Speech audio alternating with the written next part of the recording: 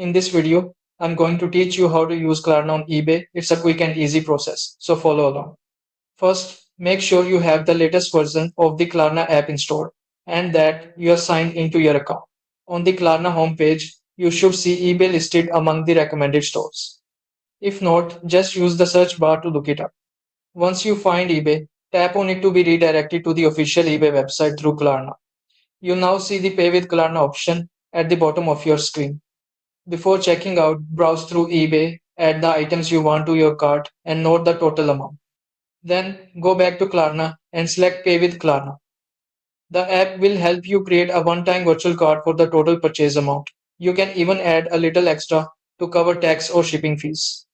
After that, choose your preferred payment plan, like paying in 4 installments, and Klarna will generate a virtual card for you.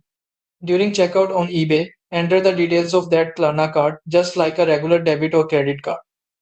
Klarna will pay eBay the full amount upfront and you'll pay Klarna back in installments.